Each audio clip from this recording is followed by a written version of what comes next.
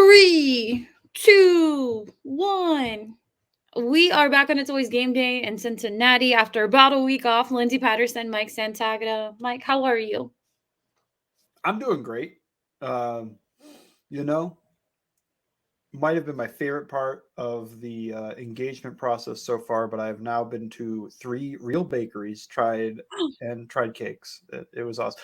As somebody whose mom, not a cake baker, uh, mostly eaten like store bought cakes in my life. Every cake I try, I'm like, oh wow, this is the best cake I've ever eaten. So Yeah.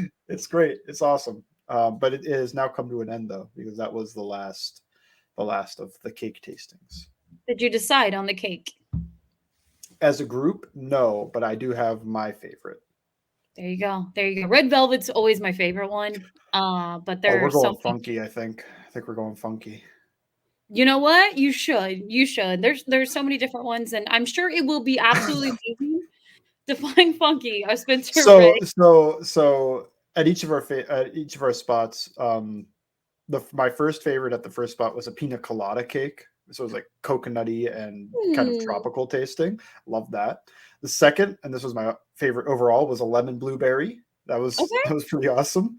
And the third one, they did a s'mores. And then as I was eating the s'mores, she was like, we could actually do a graham cracker like layer in there. I was like, oh, come on.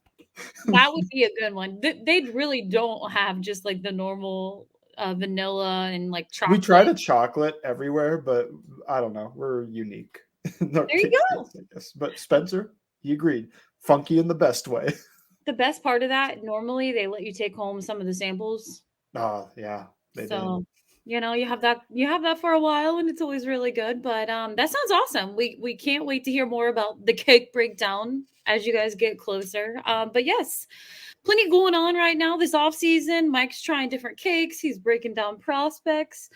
We got a little bit of an encouraging update from Joe Burrow. We don't hear from him often. He was at his foundation event yesterday, raising a lot of money for the Burrow Foundation, $500,000. Good for him, doing great things behind the scenes. Ben Baby over on ESPN.com.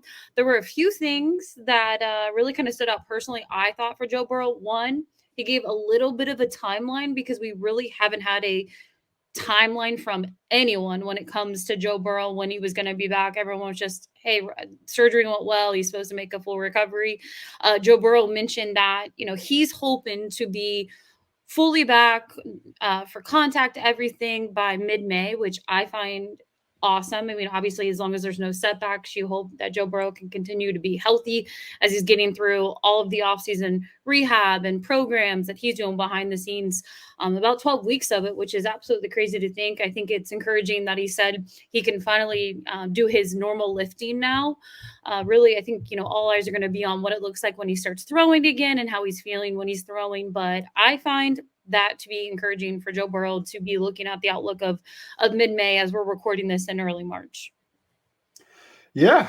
Um, any update? Good update. I'm just gonna patiently wait Hmm. for to see the first throw. That'll be the most exciting part to me.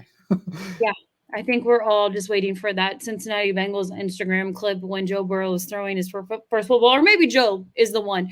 But you know what? There were actually some other things that Joe said, and I've always kind of felt the front office listens when Joe talks. I'm sure there's plenty of conversations behind the scenes.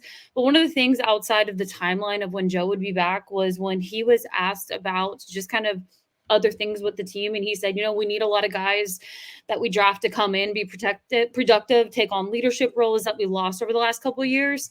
If we bring them in the right pieces off season, whether it's in draft or free agency, like he said, the injuries were just what they were last year, but they weren't good enough in a lot of different places to win the Super Bowl, in his opinion. And I thought that was really strong coming from Joe Burrow. And I think it was a little bit of a message, not only to his team, but the front office going into, free agency about a week away. Yeah, I agree with you 100%. That is, yeah, we are in we are in the season of reading into these things a lot, but I do agree. It was a message. Mhm. You think about some of these guys who They're younger, they're on the younger side, but they've had to replace a lot of vets. You think of guys like Jesse Bates, Von Bell, DJ Reader could be someone that they have to replace, and I think is a strong vocal leader.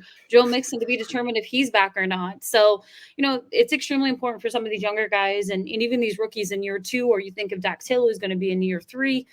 Just extremely important for these guys to step up and kind of a leadership role. But I was really, no surprise. I think we've kind of felt that way in some different areas. But for him to say, look, not gonna blame injuries for anything. It didn't feel like we were gonna be good enough to win the Super Bowl last year, at least go to the Super Bowl. But for me personally, if Joe Burrow's healthy, I still feel like they would have found a way to do something in the playoffs, but we'll never know what Yeah. happened. Do something. Yes. Yes. Maybe There not would win have it. we would have needed some Ludini magic for that defense to be a Super Bowl defense, though, I think.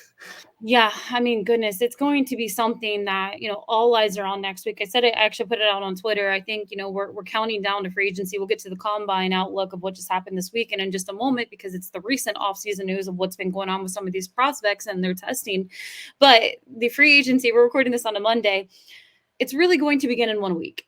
That's when we're going to see the Ian Rappaports, the Adam Schefters. I'm not saying the Cincinnati Bengals are going to be active on the unofficial day one, but that's when the agents can negotiate with the teams. And I know a lot of people feel those conversations are happening at the combine behind the scenes, and they probably are, but they can finally happen on Monday. And we'll start to hear kind of where the Cincinnati Bengals are going to go. I still feel like it's going to give us a little bit of a blueprint of where they decide they want to go at 18. There's a lot of different mocks, and when you sit at 18, maybe a prospect falls. I know we've talked plenty about Brock Bowers, and it probably won't be the end of that until we get to the NFL draft. Possibility of him being there. All the different offensive linemen who should be, well, I wouldn't say all of them are going to be available, but there should be maybe one or two to choose from sitting right there as a starting caliber right tackle for the Cincinnati Bengals. I saw Brian Thomas Jr. was mocked to them before we logged on here, a loaded wide receiver class. So we will see what that looks like for them. But first, I want to talk about the NFL Combine. Are you a Combine person? Do you like to watch it? Um, I like to watch it when it was easier to watch. I didn't Mhm. watch any of it this year because I don't have NFL Network, Yeah. and the NFL Plus thing was its own beast. And I wasn't home a lot to watch it too. But yeah, I had my issues with trying to be able to watch it. I like watching after, but Hmm. I'll also be honest, like none of that watching the drills or anything else really goes into like what I think about guys too much. I just like watching because this is the closest thing we have to football for the next couple of months. Yeah. Right now, we'll kind of just start with the. I know you didn't go back and watch in depth videos of the combine, and they should make it on a different network so other NFL fans can watch it. It does make it difficult when it's on the NFL network, but when it comes to social media, the clips are going to be there. The experts are Mhm. going to be talking, and when you see some of these wide receivers and you hear about this wide receiver class, obviously a guy like Malik Neighbors, Marvin Harrison Jr., they're not going to be options for the Cincinnati Bengals unless they find out that the Cincinnati Bengals are going to trade and move positions maybe with the Tennessee Titans or another team in the top seven. Those options don't feel realistic for them. But when it comes to other wide receivers in the combine or I don't even like to look at 40 times too much because then I think you get in the John Ross category. But were there anybody that you felt like, some of the people that Daniel Jeremiah was talking about that impressed you or surprised you after combine weekend? Well, John Ross no longer in the record book, huh? Thank goodness. That's pretty cool. Yeah, did that go for him? You were praying for his downfall. No, no, no, Um, no. John Ross, man, I always feel bad for how that worked out. yeah, I think Romaduzzi also long gone. So then you're talking about maybe Brian Thomas Jr., Keon Coleman, and Adonai Mitchell, the guy that beat John Ross and Xavier Worthy, and all these guys. I think when I listened to the combine and everything that came from it, like some of this was surprising. Lad McConkey also got under 4.4. He's a 4.39 guy. Xavier Leggett, 4.39 guy, and he's got a lot of weight to him. I think I came away thinking the drop off at tackle from 18 to 49 is probably going to be bigger than the drop off from wide receiver from 18 to 40. Like, I feel like there's so many names at wide receiver, and they could all go in the first round and a half. You never know. But I just feel like the same way I do that there'll be an offensive lineman that they could take at 18. there should be a wide receiver they could take at 49. Now they're going to have their own process and everything. They'll be like, we we don't like these guys, or like Xavier Worthy, even though he ran super fast, he's not even on our board because he's 165 pounds, and we want a guy that's 200 pounds and up. That could be possible. I mean, that is what some people do. So maybe they're not even in that market, and then when they look at it, they don't see that. But what I see is like, man, there's a lot of guys. Either like Jalen Polk, I feel like he'd probably, I haven't watched, but he seems like a guy that'd be fine to take at 49. And Roman Wilson and Malachi Corley. It just feels like there's so many names you go down. Like, I think wide receiver is probably like 15 plus deep, whereas tackle, it's awesome, but I don't think you feel comfortable taking Blake Fisher at 49. Maybe some people do, but when I'm looking at like consensus boards and stuff, uh, Patrick Paul and Kingsley Suamatia, they seem like the only two that are like in that 40 to 50, let's say 40 to 60, 75 range in the consensus board. Meanwhile, wide receiver, your 40 to 75 range in the consensus board includes Lad McConkey, Xavier Worthy, Xavier Legette, Jalen Polk, Dontez Walker, Roman Wilson, Malachi Corley, and Ricky Pearsall right outside of it. And I heard he had a great combine, so he might even be moving up into it. So when you look at that, it's like, do you take a Brian Thomas when maybe you could still get good value in round 2? I want to watch a lot of these guys.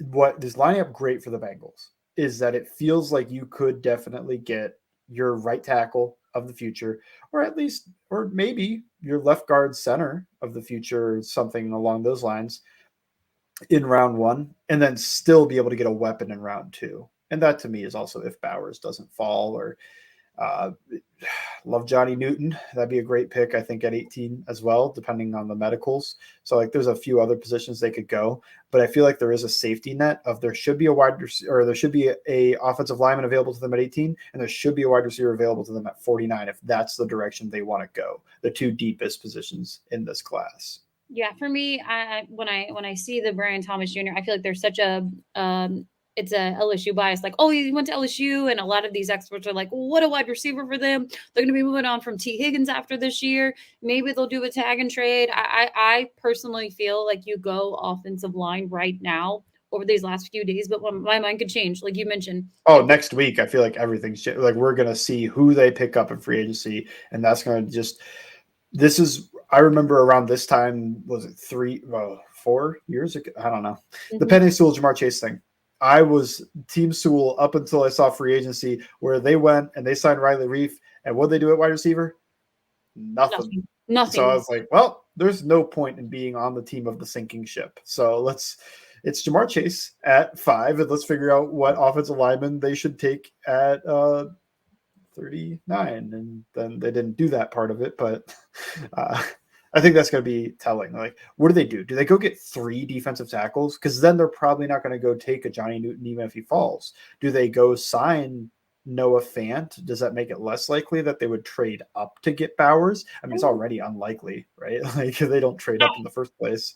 Well, the way you and we'll move on to running back and offensive line in our next segment, but the way you hear, and again, everything's going to change as we go into free agency, after the combine, pro day workouts, but the way some of these prospects are falling, I feel like all the quarterbacks, the top quarterbacks, are going to go. Even JJ, which I'm extremely surprised that guy ends up going in the top 10, which will be huge for the Cincinnati Bengals. You see this loaded wide receiver class.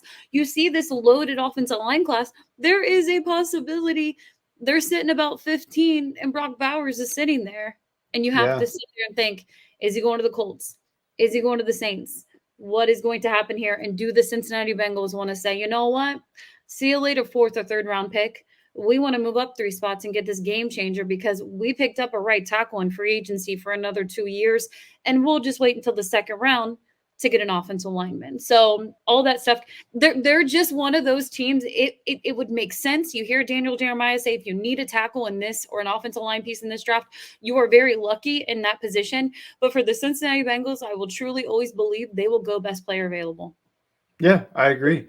It's just it does look like best player available has a pretty good shot at being an offensive It lineman. does. Yeah, so that's in there as well. But um, yeah, you've especially if in free agency they're not going to. But I have dreams of them just signing Tyron Smith to this 1 year, 2 year deal of like he wants to just win a championship, Yeah. and he's willing to play right tackle, and because he did that early in his career, and you just go whoopee. Like I know people talk about, oh, he's missed time, right? He's missed time like every like you're gonna have to figure out 3, maybe 4 games that he's not gonna play in. So like figure out the swing tackle. Doesn't stop you from taking a tackle at 18, I Yeah. think even. You know how many playoff games he's missed in his career? Zero. PTSD right now. That would be amazing. Zero missed playoff games in his career. You might have to put him on ice for a game or two in the regular season, but Worth he'll be it. there when it matters. That's fine. Worth, That's fine to me.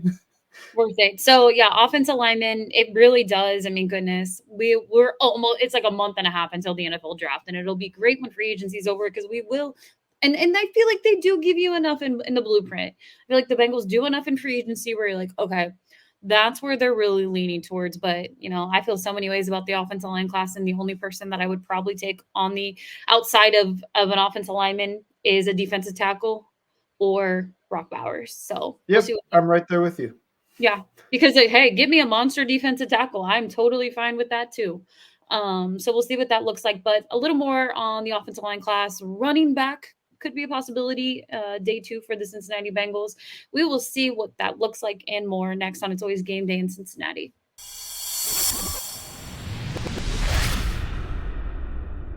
We are back on It's Always Game Day in Cincinnati. Before we talk offensive linemen, I know we did it in our last segment. I want to talk about running backs because it is a big week for the Cincinnati Bengals on, well, almost March 18th.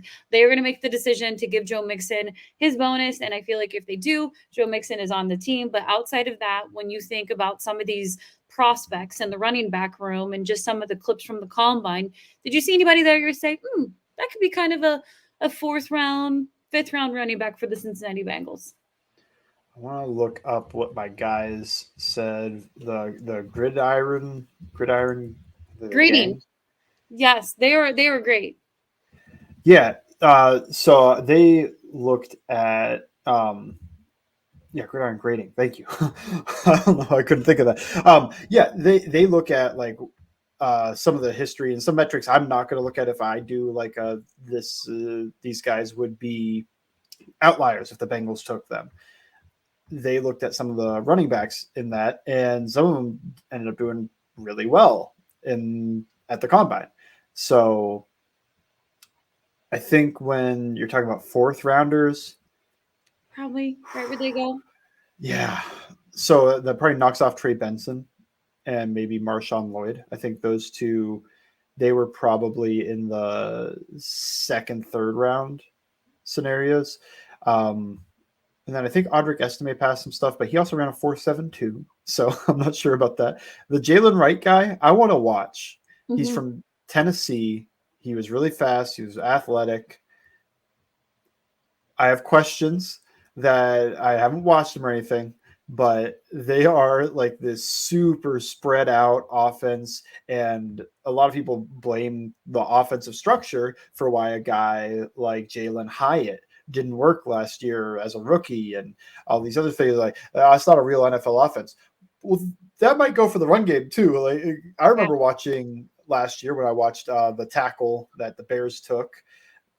And I remember I was like, okay, I mean, none of this is like translatable. Like, they are playing against 4-man boxes because everything is so spread out for their scheme, or 5-man boxes maybe, but it's like 4-man boxes for 5 offensive linemen. They have nobody attached in there. It's like, okay, this isn't happening. Um, so I want to see. I want to see like, was he just getting wide open holes, and like that's why he ran at like 7 yards a clip and whatnot? He's just a high end athlete, or is he a good runner? Or can I even tell any of that when I go to watch because it's all college nonsense that doesn't translate to the NFL? I don't know, but that to me felt like the guy. Other than the guy from Louisville, what what was his name? I'm gonna find it real quick. But he blew up the combine, and think Isaac Guerando ended up with a 99.8 RAS. So he had quite the day, almost a perfect 100. For me, we were talking about wide receivers in our last segment, and since it is a leap year, every 4 years the Cincinnati Bengals go wide receiver pretty much on day two. That's why I feel like the way this is going to play out, they get trenches at 18, Mm-hmm. they get wide receiver in round two, and then you start maybe making that decision saying, do I like a running back enough in round three, or do I wait for round four? Will he be there in round four? And I think that's going to be a tough decision for them, because you don't want to wait too far. And I know we've talked about it before. You look at the Super Bowl winners and they're getting some of their running backs late, or they're not paying their running backs a lot of money. I don't really like to use Pacheco as an example. If that was an option for all NFL teams, everybody would wait till the very end, sixth or seventh round, to get their running back. They got Chase Brown where Yeah. they got him. But for me, I think it would be an okay conversation. Would you be surprised in round three if the Cincinnati Bengals said, hey, we got our trenches in the free agency. We got it in the first round. We got a wide receiver. Let's go ahead and pull the trigger and get a third round running back. No, I think if the right guy falls, they'll take him. I mean, to me, they probably know this is.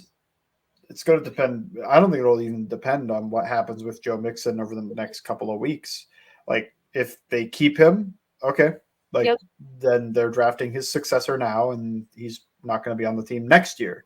If they don't keep him, they probably need a guy. They might have filled in a veteran hole in free agency, but would probably rather have a young, talented, low tread on the tires guy to be able to take a lot of carries as well. So, and I would guess they're going to try to find somebody who's got some of the size compared to the Chase Brown, who is kind of thick, but he's not big. So I wonder if they're going to try to bring in a guy, and that's why I was naming some of those guys, because they do have size. They're going to Are they going to shop exclusively in that like 210 plus market, like Yeah. knock off some of the other guys that maybe you could think like Blake Corum or something that's like he's kind of a receiver, he's under 210 pounds. Bucky Irving's under 200 pounds. Same with Jawar Jordan, who's another Louisville running back. There's quite a few guys that are like, do they just get knocked off because like, well, Chase Brown's in that role. We're playing Chase Brown in that role, and we want a guy in the Joe Mixon role, and then they're going to do a committee type of situation. I don't I, know. It'll be interesting to see. But I think round three, yeah, I think that is when I would start to think they go running back. I don't think they will in the first two rounds. And the thing about the late round running back is like when you look across the league, most guys were taken in the first three rounds. You don't find like not every team is the Chiefs. I mean, yeah. Christian McCaffrey on the 49ers was a first round pick, and they've been wasting picks on running back before that. And they traded a first rounder to get him. So you could think of it that way. You think of J.K. Dobbins for the Ravens before he got hurt. I mean, I believe he was a first or a second round pick. I think second round pick. I'm just thinking of like the teams that are in the championship game, and then Jameer Gibbs, obviously on the other side, Mhm. first round pick. So like you look at all these teams, like, well, they're still valuing running back. They might not be paying them the same way, but most starters or like the number one guy, I think David Montgomery was even a second round pick, but that was for the Bears. It's like they're still drafting those guys. They're still drafting those guys pretty high. I think for running backs and kind of the outlook of it is just don't give them a second contract. Let them play out the rookie year, Yeah. rookie contract, and just be like, all right, we're really not looking to give the second contract, because there's going to be other options, there's going to be other prospects. So for the Cincinnati Bengals, I do think that they pick up another running back. I don't know if it's going to be in free agency. We've talked about that possibility, and on Wednesday's podcast, I kind of want to get into the outlook and just different position groups when it comes to free agency wish lists. But for now, we're just sticking with the combine and NFL prospects. We'll move over to NFL offensive line before we'll get into defensive tackle in our next segment. When you think of the offensive linemen who are available, it feels like the Cincinnati Bengals will have an option or two of day one rookie starting right tackles. Or as you mentioned before, there's a guard. You can even look at the center position if they get JPJ. Just so many different options or ways that they could go. Obviously, I don't think Joe Old is going to be there. If he was, that would be insanely amazing. If they tag and traded T and moved up to get a guy like Joe Old, that would be insanely amazing. But I don't see any of that happening. So we're taking him off the board. Give me your four offensive linemen in order. You would be okay with the Bengals taking at 18, and you think it's going to be there. All right. In order. Um, after Joe Alt, which I didn't even watch because I don't think I It's haven't not. bothered. This is It's not. what It's like yeah. maybe right before the draft, just so I know what he plays like or something. Yeah. Um, I've got Fashanu as Mm. my as well. I guess my number one since I didn't watch Alt, so that'll be the dream scenario. I don't think it happens. I think it's been floated around the idea, and it's just kind of like prospect fatigue. I think he'll end up going in the top 12. Uh, my next guy, it is hard. I have Mims and Latham like tied, and Mm. it is me at home. My job is not like no. Even if somebody clips this and like, ah, you idiot, you have Mims above Latham, like it doesn't actually affect me. If my job was on the line, this would be way harder. Like in my brain, I just go like, yeah, Mims, he's younger, he's got way higher potential. But like the injuries are serious, and like I only got to watch about 2 games worth of film, even though I watched 4 games because he left 3 of them early. So Mhm. it's really tough. Of like, I in my brain I have Mims there, but would I have Mims there if I drafted him and he stunk, like I lose a job? I might go Latham because it's just a little bit safer in terms of this guy probably will be more durable. He doesn't seem to be. You just have that little bit of worry with Mims of like, is he one of those guys that's like per, the Adonis build for offensive linemen that just can't stay healthy? The which I Mhm. guess Mekhi Becton kind of was in New York for a couple of years, and now look where that ended up. So I would go Fashanu, Mims, Latham, and then I have Troy Fatanu next, and I feel like I have him as a guard, and that is not because he can't play tackle. It's because I think he's best inside. And if I'm going to use a first round pick on a guy, I want to play where he's best, not Oh, where it's most valuable. That's just how I feel. It's the same way if I signed on Waynu, I'd want him playing guard because I think he's a better guard than he's a tackle. And there's nothing to he can play tackle. He can play tackle at a pretty good level, but I think he'd be a great guard. And that's how I feel about Fatanu, where I'm like, he can play tackle. He can play tackle at a pretty good level. Like to me, he's probably a late first, early second type tackle, but I think he's a solid first when it comes to being a guard. And I know the value of that, and everybody's gonna debate that part of it, but I think he's awesome. I think a lot of his issues get mitigated on the inside, and I think he just plays like he likes getting out quick and aggressive and jump setting guys and being working forward. He doesn't where he has his issues is when he gets into space in pass protection of like he's set 3 kicks back and now the guy can go left, right, or through him, and he's has to kick back there. I feel like he gets issues that way, and he kind of punches 2-hand punch. And guards could do that, tackles not as much. So and the last one would be Taliesin Fuaga, which I guess I'm a little lower than what a lot of people are with him. Where I think he's good, but I think he's also. I was surprised that he was such a work in progress. Just in terms of his outside hand and pass protection is it's bad right now. Like he's just giving it up and giving up the corner that way. I feel like just overall not a technician so far. Super good athlete, super strong, powerful, probably the best run blocker in the class, but I worry about pass protection a lot with the Bengals. mhm. So just to recap quickly, would be Olufashanu number 1, number 2 Amarius Mims, number 3 JC Latham, number 4 Troy Fatanu, and number 5 Taliesin Fuaga. And I would also be fine with Jackson Powers Johnson there too. So if they, in a perfect world, they'll go get right tackle in free agency, and they get a Luminor for a 2-year deal, and they get a offensive lineman who said, "Hey, I'm totally fine with playing him at the position that he's better at. Get him in the guard position." That would be huge for the Cincinnati Bengals offseason. I agree. Yeah. Right? Like, The future. and you could take it a step further. I keep dreaming about the Tyron Smith. They signed Tyron Smith, and then they get Troy Fatanu, and you're like, oh boy, Mm, like this is pretty nice. And then yeah. like, hey, Tyron Smith misses a game, we kick Troy out to right tackle, and Volson just gets right back into left guard. Like that's the great thing about having a guy that can be versatile between guard tackle on either side. I mean, look at and I'll wrap this segment up, but look at Patrick Mahomes. Obviously, his tackles they were a downgrade; they weren't good enough. But his interior is legit and it's good enough. And if Joe Burrow has and look, Alex Kappa it was whatever kind of year for him, and Ted Karras they do need to think about the center position in the future. Actually, really soon they need depth there. But to have Ted Karras, Alex Kappa, have a rookie you feel is pretty strong day one guard or at least competes with Volson to get out there his rookie season that would be absolutely huge for Joe Burrow in the interior. And then also have a free agent tackle. Mhm.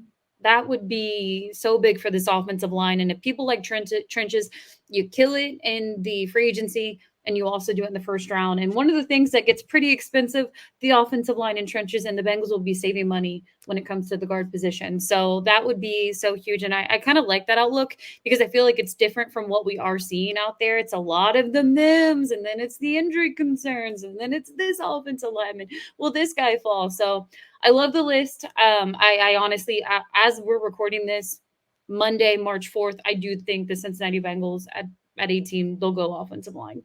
We'll see what that looks like when it comes to free agency, but yeah, should be fun. I'm excited to talk trenches.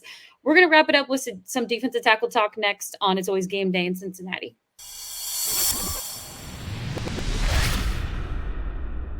We are back on It's Always Game Day in Cincinnati, NFL Combine, talked a little wide receivers, talked running back, talked offensive line, which has been a hot topic for Cincinnati Bengals fans. So let's move on to the other side of the trenches, defensive tackle. I feel like the Cincinnati Bengals will go heavy on the defensive tackle room. I don't think it's going to be a huge name. Our wish list that's out there on social media with some of the other teams thinking, oh, well, maybe they'll spend a lot of money and they'll get this defensive tackle. I think they're going to do a 2-for-1. Similar to kind of the Cheeto offseason. You can even look at the Mike Hilton situation, what they were able to do in that position group, and both of them worked out just fine. I was okay with it. But overall, for the Cincinnati Bengals, I think they'll go defensive tackle in free agency, but there is a possibility with a guy like Johnny Newton being available at 18. And that would be really hard to pass up if you're the Cincinnati Bengals on the defensive tackle side if you do not bring in guys like DJ Reader or you go heavy in free agency. When you think about the combine and some of the defensive tackles, who are you looking at and who do you think is going to be there for the Bengals? Oh man, where it stands right now is I think Johnny Newton would be available. And do they take him though because of the medical red flag with his foot? Can he test? Now, if he goes out there on his pro day and he tests and he's, I don't know, like the best out of all the defensive tackle athletes, or even if he's just really, really, really good, maybe he won't be there. If they can get tests, I think it's just going to come down to some interviews and some medical like examinations of him. Like I think there's going to be teams that might just cross him off the list in terms of like, yeah, we're not going to deal with this broken, whatever the injury. I know it's a foot thing that sounds not great. Liz Frank, I don't remember. I'm not a doctor, but we've got other defensive tackles where I think, even though I like Johnny Newton more, Byron Murphy, I feel like he's gone. I don't think he's going to make it there. Just listening to NFL insiders, Devondre Sweat, I think after his workout, which I think if you do by weight I think he ended up doing pretty good. When I looked at somebody do the weight thing, it was like 80th percentile athlete, but I think he'll be there, and I don't think they're going to value him enough to take him at 18. So will he be there at 49? I would happily take him at 49 because I think he fits that Reader role, that nose tackle that they'll be missing if Reader's gone. Other than that, though, you got the big three, and then you look at guys like, well, Braden Fiske blew up the combine, had an awesome performance, 98.8 percentile athlete RAS score there. He has some good production. Haven't watched him. Main issue is he's 25 years old, or he'll be 25 this year. So that's an older prospect for sure. I mean, the Bengals retire athletes at 30. Like this is right. So he's got a rookie deal. That's about it. I think Rook Aurora. Yep, he ended up at a 98 percentile athlete. That's a guy they could look at in round 2 and then maybe even round 3. Chris Jenkins ended up almost at a 90th percentile RAS score. So that's another guy you could look at 49 if you let it go. I do just feel like if they don't get one at 18, in my brain, it's Sweat at 49. We'll see if they feel that way, or that's going to come down to some interviews too, just based off of what people say with like his work ethic and whatever else. He weighed in, which was important, and then tested, I thought, pretty well, and especially on the drills. Everybody seemed to say he did a good job on the drills. So that's interesting. To me, I think it's either round 1 or round 3. I don't know if they're going to take the Chris Jenkins in round 2 or whoever. I think if Rook or Hororo or Braden Fiske or even Devondre Sweat fell to them in round 3, they're pulling the trigger. But as I'm trying to read through these tea leaves and see through the clouds, it's like it feels like offensive line at 18, and we're going to find out a lot more in free agency, more tea leaves to read, and then it'll become information overload at some point. We'll all be wrong, but I feel like it's offensive line at 18, and I actually have a take right now.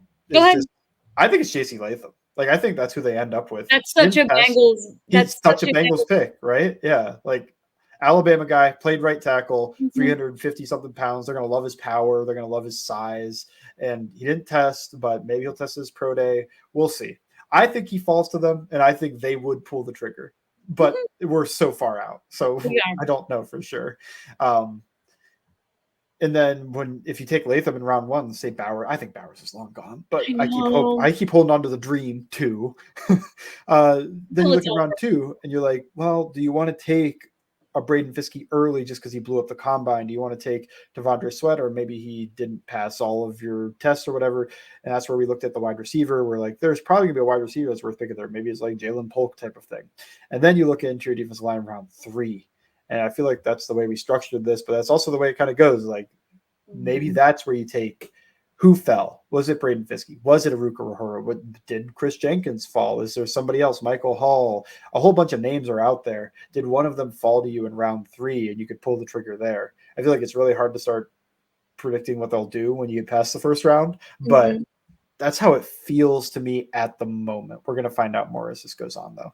All this just for the Bengals to take a cornerback at 18. Hey, if it's that Toledo guy, I don't know. I'm kind of buying in. What was that? 20 bench reps, and he tested like an elite athlete, and he was awesome. I was like, I don't know. Maybe we're looking at we're looking at a real good talent here that people were kind of sleeping on. Yeah, no, it'll be fun. I'm excited. When we get into April, we'll go really heavy into some of the prospects we're really feeling the Cincinnati Bengals are going to take. Mike's going to have awesome work, as always, over on All Bengals. What's coming up this week, if anything is changing that you're going to have up there? I think I'm going to do a Troy Fatanu article just because he is becoming a my guy in terms of like what I see on the Twitter versus what I've written down. And then I also checked the draft sheet and I was like, oh, draft guy Jared actually has a 1 point higher than me. So like, is he my guy or is this just like, I don't know. My thing is just I haven't understood why Jackson Powers Johnson is talked about like, oh, slam that at 18. And I'm like, well, there's another interior offensive lineman, in my opinion. I haven't watched Graham Barton yet. He's another guy that could sneak his way in there. But like Troy Fatanu is pretty awesome. And what a lot of people were saying is Troy Fatanu had the best on-field workout out of any of the offensive linemen. So Sign me up. that may launch him up a little bit. But I like him. Protect the franchise. Protect Joey B. That's the biggest thing for me. You need to get an offensive line right at some point, and maybe this is the year that they can do it. I still feel good about the wide receiver, running back. Maybe they go defensive tackle later in the draft. But for me personally, we'll get a better idea. I know we're going to record again on Wednesday. We'll get more of an outlook to free agency, some possibility, maybe some of your guesses where the Cincinnati Bengals will go in the trenches. Maybe a running back. I don't see wide receiver being someone that they look at just because they did just tag T. Higgins, and I think they do believe in outside of who they may draft, Yoshi and Charlie Jones in their wide receiver room. So more coming later this week. Good to be back. I can't wait to talk free agency and more NFL draft of the Cincinnati Bengals offseason. As always, make sure you're following my Bengals_fans. You can follow me at Ellen Diaz Patterson. Thank you for listening to It's Always Game Day in Cincinnati.